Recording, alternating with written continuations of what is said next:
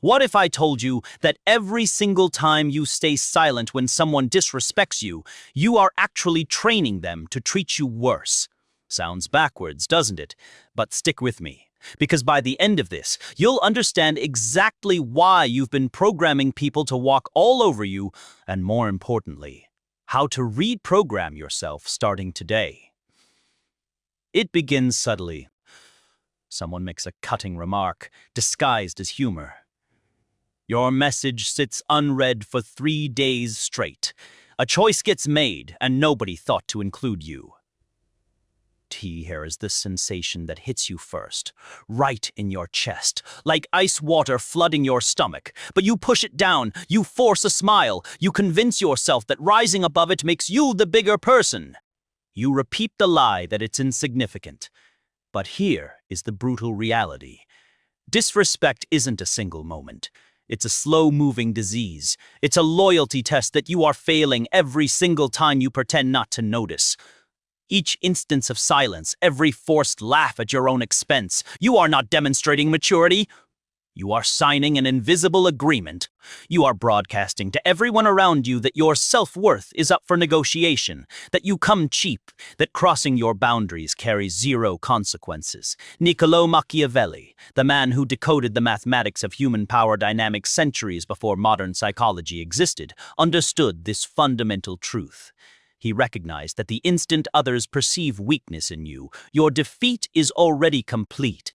He didn't craft The Prince as a popularity manual. He wrote it as a survival guide for those willing to see reality without the comforting filters.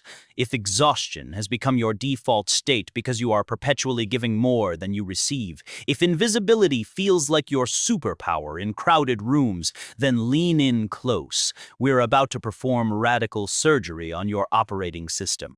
We're going to eliminate the part of you that craves external approval like oxygen. And in its place, we're building something they'll remember, something formidable. But first, confrontation with the question that haunts your 3 a.m. thoughts, the question you avoid because somewhere deep down you already know the answer. Why do they target you specifically? And here is the harder part. Why do you permit it? There is a psychological mechanism you activate daily, often unconsciously, that sends out an invitation for mistreatment. It's happening right now. It's in your body language, your reflexive apologies, your constant availability. We need to identify this trigger mechanism and destroy it completely. Disrespect rarely announces itself loudly. It arrives as a whisper. It starts microscopic, experimental. Human beings function as incredibly efficient social predators. We're perpetually scanning our environment, calculating hierarchy. Who ranks above me? Who falls below? Who represents opportunity? Who demands caution? When someone enters your orbit, whether it's a romantic prospect, a new supervisor, or a longtime friend, their subconscious runs an immediate territorial test. They probe the perimeter of your boundaries. They crack a joke at your expense. They arrive 15 minutes late without explanation. They hijack your story mid-sentence to share their own. They're studying you, calculating your response. If your boundary holds firm, if you respond with a pointed look, strategic silence, or clear correction, they retreat. They categorize you as someone who commands respect. But if your boundary bends, if nervous laughter escapes your lips, if you hear yourself saying, "It's fine, really, don't worry," you've just authorized their invasion. Machiavelli observed that human beings respond to 2 fundamental forces, either affection or fear. In contemporary terms, we don't require people to fear for their physical safety. We need them to fear losing access to our presence, our time, our energy. When you accept minor disrespect without response, you are conducting a training session. You are the architect constructing your own humiliation. You are teaching them that your time holds no value, your emotions don't register, and your boundaries are merely suggestions written in disappearing ink. Think back to the last time you felt diminished. Maybe during a meeting. You contributed an idea, and someone steamrolled right over you. How did you respond? Did you stop mid-sentence? Did you apologize for speaking? Did you wait patiently for them to finish? In that precise moment, you transmitted submission. You communicated that their voice carries more weight than yours, and the devastating part, you felt your own betrayal. That sinking sensation in your gut isn't simple embarrassment.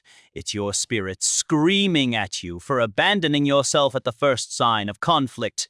Disrespect flourishes in the space between your dignity and your fear. You fear confrontation. You fear the label difficult. You fear that defending yourself equals rejection. So you select the slow poison of disrespect over the sharp sting of confrontation. But Machiavelli warns us directly. War is not avoided. It can only be postponed to the advantage of others. When you sidestep the conflict of establishing a boundary today, you are guaranteeing a war against your own self-respect tomorrow. And in that war, you fight alone, outnumbered by your own regrets. So what's the solution? The conventional advice falls apart under pressure. Communicate your feelings. Use I statements. Absolutely not. When you are navigating someone who disrespects you, you are engaged in a power dynamic, not a therapy session. If you explain your emotional landscape to someone who doesn't respect you, you are handing them ammunition. You are exposing your vulnerabilities. You don't explain. You don't complain. You become absence itself. Imagine throwing a ball against a solid wall. It bounces back predictably. You catch it. You throw again. It's a game with rules. You are engaged in the pattern. Now imagine throwing that same ball into absolute darkness. It doesn't return. No sound, no impact, just void. Do you throw another? Number. You step back. You are unsettled. You are uncertain what exists in that darkness. That's the raw power of non-reaction. When someone insults you, they're expecting a predictable script. They anticipate anger, which proves they control your emotional state, or they expect retreat, which proves they own your psychological space. When you deliver neither, you shatter their script. You meet their gaze. You hold eye contact without wavering. You don't smile. You don't frown. You simply observe. You allow their words to hang suspended in the air. You stretch the silence until it becomes suffocating, not for you, but for them. Silence functions as a mirror. Within that silence, their insult reflects directly back at them. They hear the pettiness in their own voice. They witness the immaturity of their own behavior. You'll watch them begin to fidget. They'll backtrack with, "I was just kidding," or, "Why are you being so serious?" They're scrambling now. They're attempting to retrieve the ball, but you refuse to return it. You've entered what Machiavelli calls the position of the prince. The prince doesn't engage in petty battles in the mud. The prince observes from the tower. If you found value in what you are hearing right now, don't just watch and disappear. Hit that subscribe button. The algorithm only shows this content to people who prove they're serious about transformation. Subscribe now, because what's coming next goes even deeper. This isn't passivity. This is strategy. Energy is currency. Attention is currency. Why would you pay someone who just attempted to rob you? When you withhold your reaction, you are transmitting that their opinion of you doesn't carry sufficient weight to move you. You are signaling that you are anchored in something deeper than their validation. This is your first step toward becoming untouchable. You stop feeding the beast that feeds on your need for approval. Machiavelli said, "The fox is necessary to recognize traps." Disrespect often arrives as a trap disguised as casual conversation. It's the manipulation technique called negging. The backhanded compliment. "You are actually intelligent for someone without a formal education." "You look great. Did you lose weight?" If you take the bait, if gratitude or defensiveness escapes your mouth, the trap closes. The fox sees the intention behind the words. You must develop what I call cold empathy. Hot empathy means feeling what they feel, getting swept into the emotional current. Cold empathy is clinical. It's a surgeon examining a tumor. You understand their motivation, but you remain uninfected by it. Why is this person attempting to lower my status? Usually because they perceive their own status as threatened. Secure people don't need to diminish others. Only the fragile need to stand on someone else's throat to feel tall. When you recognize disrespect for what it truly is, a symptom of their weakness rather than a reflection of your value, it loses its power. It becomes pathetic. You stop thinking what's wrong with me and start thinking what's broken in them. This perspective shift changes everything. It removes you from the victim position and places you in the analyst position. The fox knows that fighting every battle guarantees defeat. If you respond to every bark with a roar, you'll lose your voice. You must choose your engagement strategically. Sometimes the most devastating move is agreement. They say, "You are lazy." You respond, "I know. It's luxurious." They say, "You are weird." You say, "Absolutely."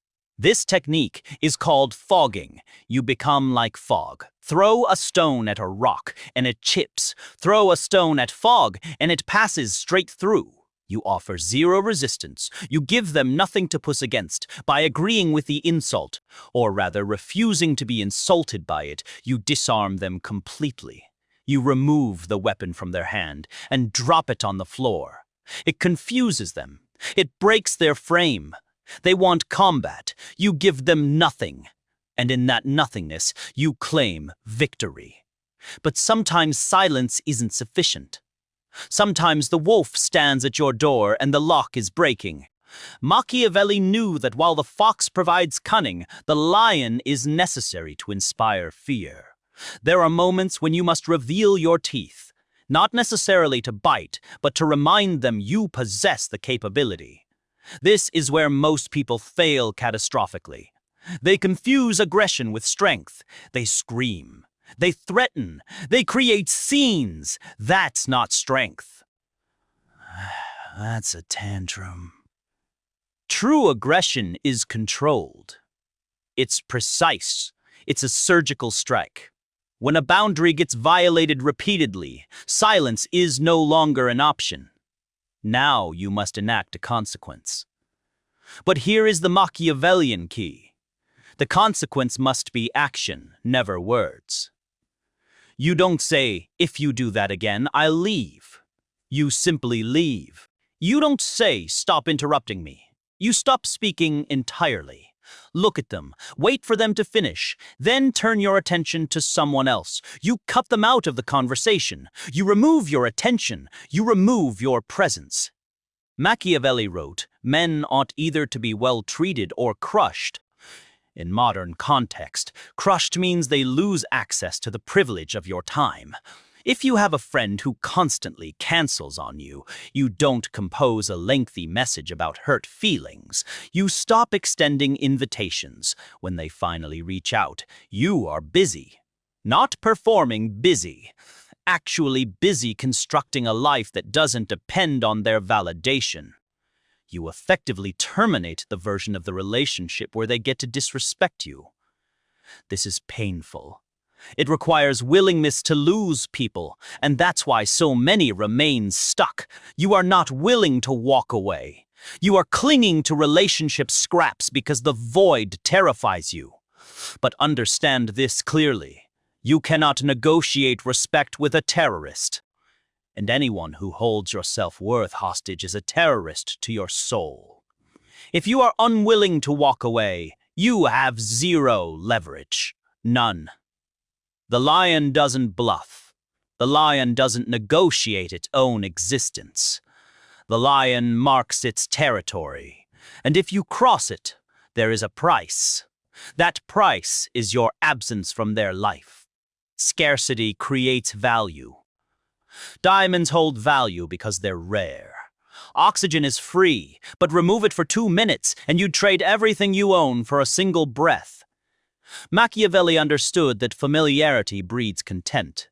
If you are perpetually available, constantly present, replying instantly to every message. Your value plummets. You become furniture. When you've been disrespected, your immediate instinct is often trying harder to win them back, to prove your worth, to repair it. Do the opposite. Withdraw. This isn't the manipulative silent treatment designed to provoke reaction. I am describing strategic withdrawal. This is done for your protection and recalibration. You pull your energy back into your own center. You stop initiating. You stop sharing your inner world. You become a surface, polite, professional, but impenetrable. You treat them like a stranger. There is a necessary coldness to this. When you withdraw your warmth, they feel the chill. They realize that warmth was a gift, not an entitlement. Suddenly, the dynamic shifts. They start pursuing you. Is everything okay? You've been quiet lately. Don't rush back in. Let them sit in the cold. Let them realize that your presence must be earned. This requires having a life outside of them. You must have a mission, a purpose, a kingdom of your own. If your entire world orbits one person, a partner, a boss, a parent, you are vulnerable. You are a satellite orbiting their planet. If they push you away, you drift into dark space. But if you are the sun, if you have your own gravity, then their disrespect doesn't move you. You simply burn on. Build your fortress. Build your skills. Build your body. Build your bank account. Build your mind. When you know you can survive and thrive without them, you become dangerous. You become free. And a free person is impossible to disrespect because a free person can always leave. Now we go deeper into the dark room of the mind. We've discussed handling the external world, but the external world is merely a reflection of the internal one. The brutal truth, the Machiavellian truth, is that you are being disrespected because on some level you believe you deserve it. You have a disrespect baseline. It's a thermostat setting in your subconscious. If you were raised in chaos or carry a history of trauma, your thermostat is set to tolerance. You are comfortable with a certain level of, it feels like home. When someone treats you well, you get suspicious. You sabotage it. When someone treats you poorly, you lean in. You try to fix them. You have to reset the thermostat. You have to build what the Stoics call the inner citadel, a fortress inside your mind that no one can enter without your permission. This begins with how you talk to yourself. If you disrespect yourself, if you break promises to yourself, if you consume garbage, if you procrastinate, if you look in the mirror and think insults, why would you expect anyone else to treat you differently? You are broadcasting your self-worth on a frequency everyone can hear.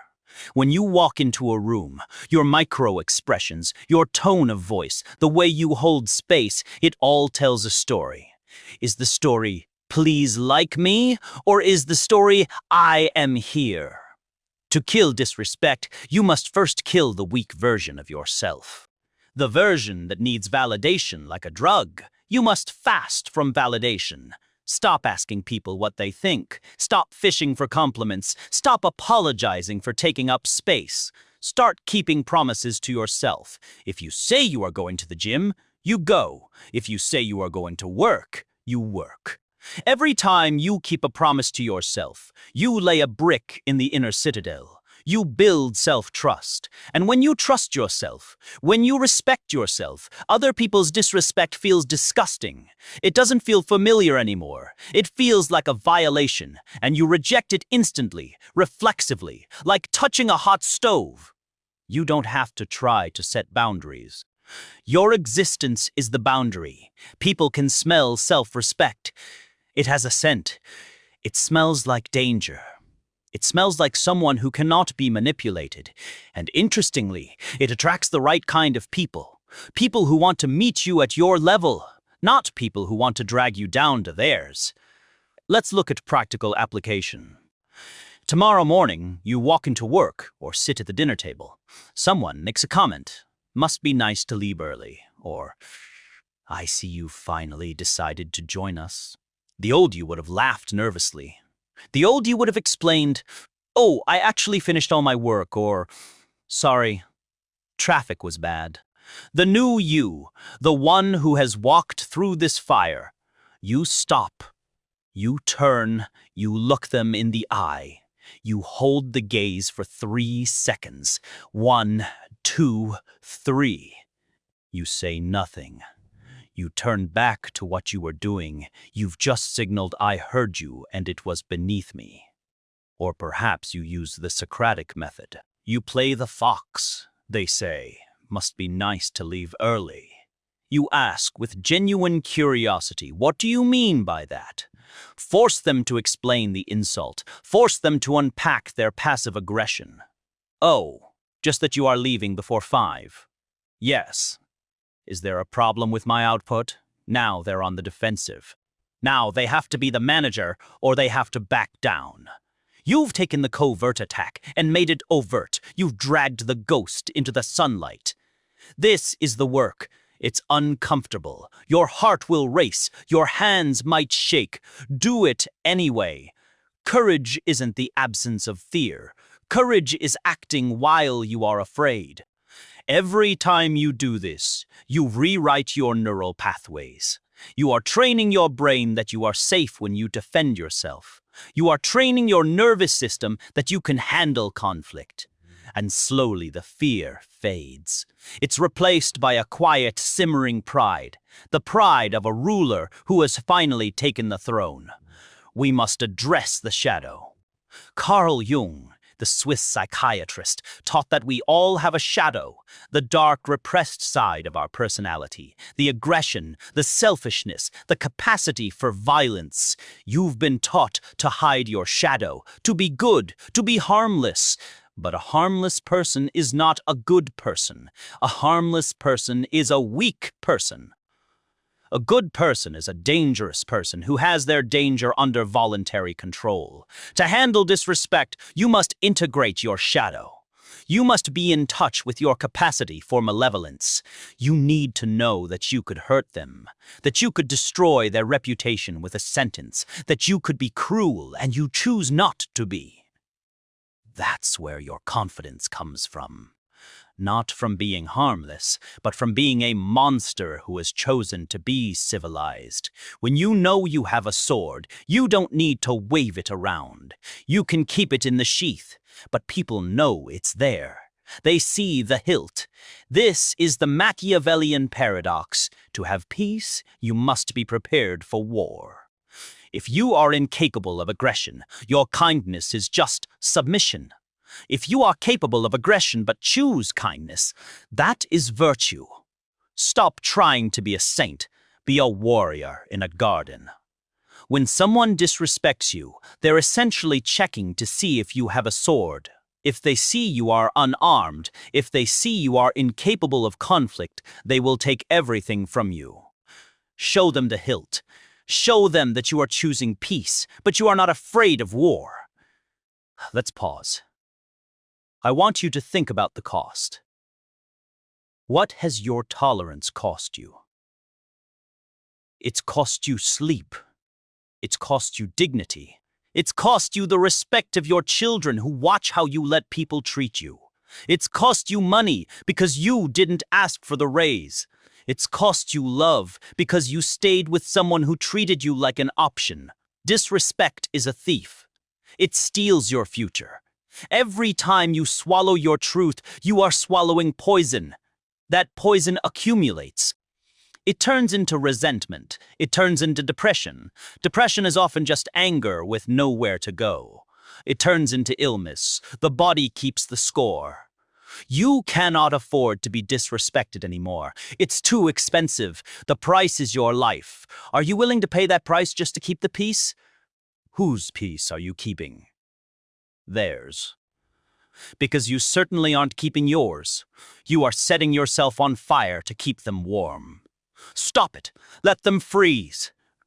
The ultimate goal isn't just to handle disrespect. It's to transcend it. There comes a level of self-mastery where the opinions of others truly, deeply do not matter. This is the state of the outlier. The outlier knows that people project their own reality onto others. When someone calls you arrogant, it's because they feel small. When someone calls you selfish, it's because they want to use you. The outlier doesn't take it personally. They take it structurally. You see human beings as sophisticated machines running outdated software. They're reacting to their trauma, their fears, their conditioning. You are just a screen they're projecting their movie onto. When you realize this, when you truly understand it, you become free. You can look at someone screaming at you and feel nothing but curiosity. How fascinating, you think. Look at how much pain they're in. You are no longer on the chessboard. You are watching the game. This is the level Machiavelli aspired to, the level where you are not ruled by fortune, but by your own virtue, your own capability. You become the eye of the storm. The chaos spins around you, but you are still, and in that stillness you find a power that no shout, no insult, and no betrayal can ever touch. This is the victory. Not that they stop trying to disrespect you. They might never stop. The world is full of broken people. The victory is that you stop caring. You stop needing them to be different. You stop waiting for an apology that will never come. You accept reality as it is, and you move through it with the grace of a predator and the wisdom of a sage. You become the lion and the fox. So here is your mission for the next 7 days. Observe. Be the fox. Notice every time someone crosses a line. Notice every time you feel the urge to apologize when you did nothing wrong. Notice every time you shrink. Don't judge it. Just see it. And then pick one small battle. One moment where you would usually fold and hold. Hold the silence. Hold the gaze. Hold the boundary. Watch what happens. Watch the shock in their eyes. Watch the shift in the energy and feel the surge of power returning to your body. It begins with one moment, one choice, one act of refusal. You have the map. You have the weapon. The question is, do you have the will? Machiavelli wrote, "Everyone sees what you appear to be. Few experience what you really are. Show them who you really are. Not by speaking louder, but by refusing to be moved." Before we close, understand this is not a one-time fix. This is a lifestyle, a philosophy. You will fail. You will slide back into old habits. You will let someone walk over you, and you will hate yourself for it later. That's part of the process. Forgive yourself, then sharpen the sword again. The path to sovereignty is a steep mountain. Most people die at the base camp complaining about the weather. You are climbing. The air is thinner up here. It's colder, but the view is clarity. You see who people really are, and more importantly, you see who you really are. You are not the victim of your story. You are the author. And the author has the power to write a new character, a character who commands respect not by demanding it, but by embodying it. The world will adjust to you. It always does. The strong determine the atmosphere. The weak adapt to it. Be the weather. Disrespect is a question. Are you weak? Your response must be the answer. Number. You don't need to shout it. Your life should be the answer. Your posture should be the answer. Your absence should be the answer. We have walked through the valley of the shadow. We have dissected the insult. We have armed the mind. Now you must go back into the world. The wolves are waiting. Let them wait. You are ready.